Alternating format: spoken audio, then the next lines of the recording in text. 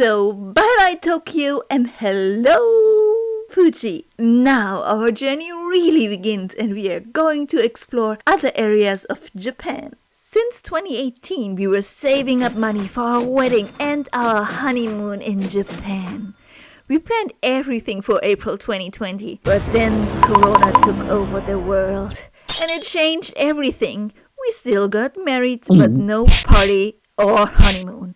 And Japan was closing its borders for a long time. So we postponed our journey again and again and again. And I admit I was ugly crying at least 2 times. Because I always dreamed of going on a honeymoon traveling adventure.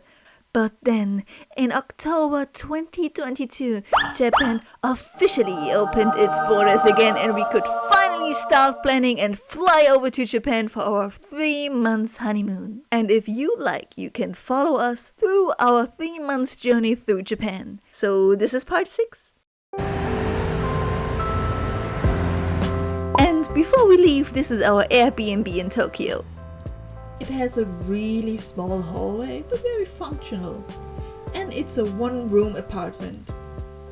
We slept on 2 futons and we needed the air conditioner because Japanese buildings cool down very fast. And since it's still February, it was very cold in the morning, so we turned on the AC for a while before we actually got out of bed. There's even a whole song about this in Japanese. There's a hanging rack, TV, an air purifier, and also some sightseeing pamphlet.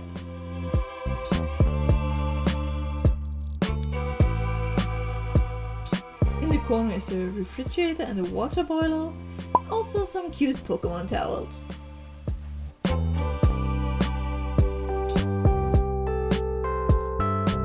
The entrance/hallway is very small. Again, there's a cute Pikachu calendar and all kinds of information on the door about how to separate the trash and how to open and close the door from inside.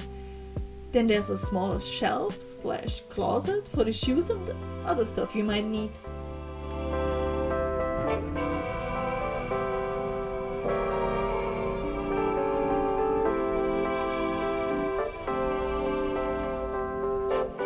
The kitchen is basically in the hallway.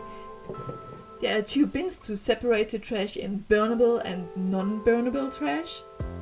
Also the Airbnb came with some kitchen utensils and Hello Kitty style in some cases.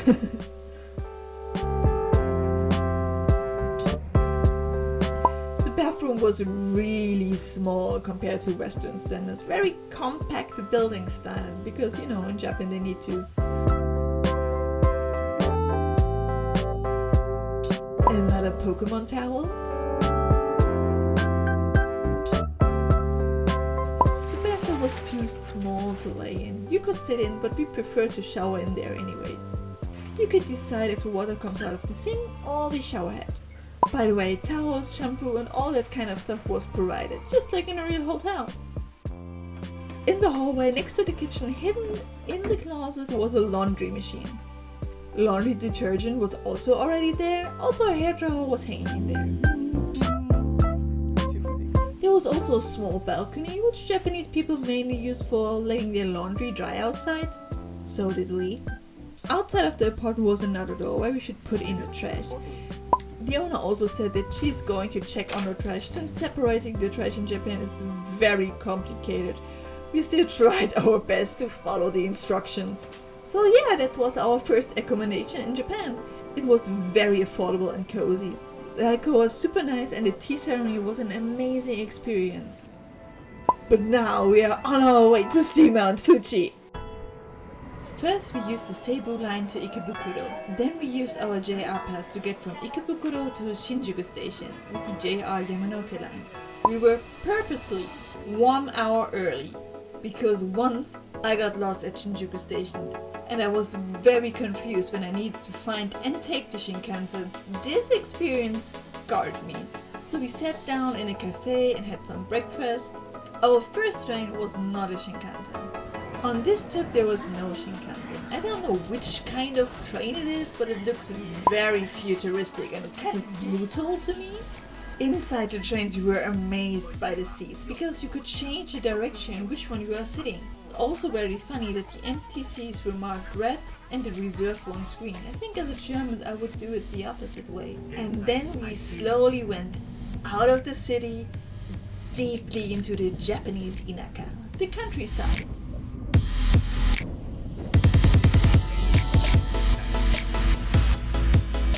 As a snack we bought this grape travel jelly gel. It has caffeine added to it to boost our energy and we definitely needed that after Tokyo.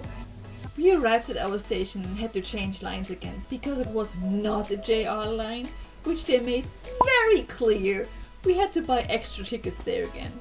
The trains at the station made us very happy. Gaspard and Lisa and Thomas the Tank Engine. And we were just like all the other tourists and made photos and videos of those trains. Full on NPC behavior. Hashtag we are not special. We found empty seats and places our luggage as good as we could to not get in the way of other people. And then we went up to Mount Fuji. Fuji is known as the Shy Mountain because its head is always covered in the clouds, or like most of the time.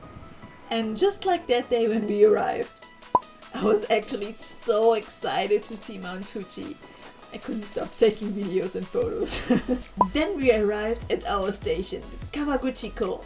Our hotel had a pickup service. All we needed to do was walk into the tourist information and they would call the hotel to pick us up. We never had service like this in our entire lives. Thank you very much.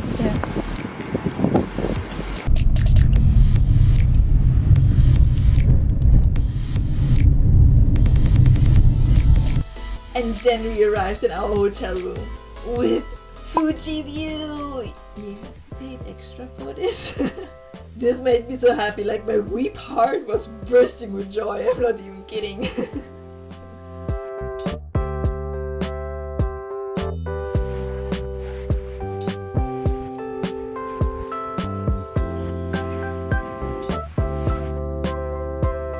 There was a small entrance and a hallway. They had Mount Fuji water ready for us. Also, we were able to drink the tap water that came from Mount Fuji. We had a small fridge and right next to it was a toilet and a bathroom.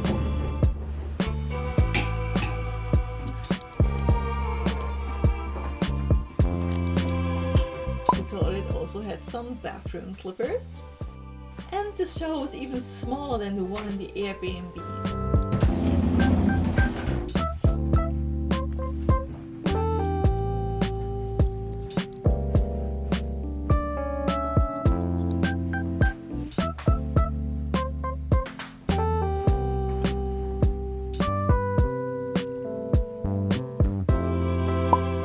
In the closet, there were some towels and some traditional clothes. I'm not sure if they are yukata, you can let me know.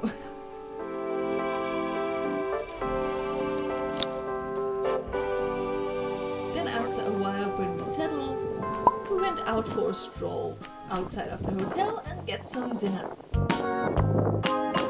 In front of the fishing store, we spotted a cute Shiba Inu guarding the store.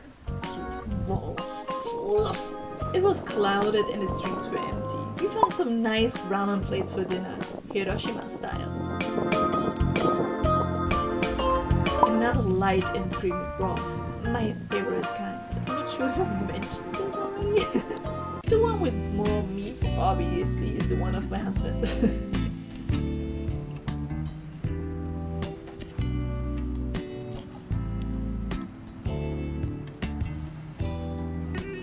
Then we walked a little bit further to find the supermarket or konbini, but we found a Mickey Mouse bush first. Just wanted to show that, just wanted to throw that in. And in the konbini we bought some snacks and a bottle of Fuji beer. The bottle and the label had a really cute design, and as a German, we had to try and judge the beer. An interesting snack I found at the konbini were these Pakuto baked cream cheese ice cream snacks. It's like a tongue twister. Baked cream cheese ice cream snacks. The package was cute and was the last one, so I had to get it and try it out. The ice cream was covered in white chocolate with baked cream cheesecake bits. And the ice cream tasted like cream cheese. but it had like a strong cheesy scent flavor to it. It was definitely not inspired by like the German or European cream cheese, but it was good. It tasted nice. Thank you for watching. It's happening. 5 Uhr.